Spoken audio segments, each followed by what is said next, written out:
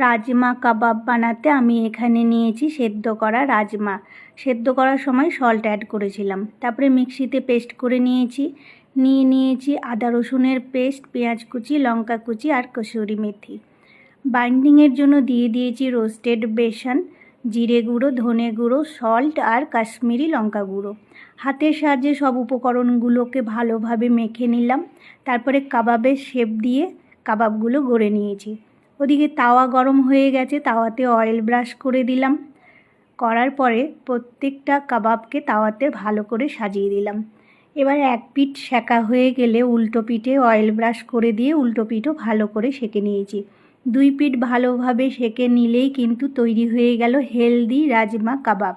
এবার আমি প্লেটিং করেছি ধনেপাতা চাটনি, টমেটো স্লাইস, পেঁয়াজ কুচি আর এক টুকরো লেবু দিয়ে। রাজমাগুলোকে কিন্তু আমি আগের দিনই সকালে ভিজিয়ে রেখেছিলাম আর রাত্রিবেলা সিটি দিয়ে প্রেশার কুকারে 5-6টা সিটি দিয়ে আমি সারা রাত রেখে দিয়েছি, সকালবেলা পেস্ট করেছি।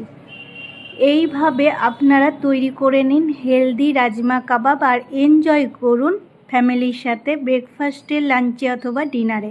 এখানে আমি 4টা কাবাব নিয়েছি, আপনারা চাইলে বেশিও নিতে পারেন।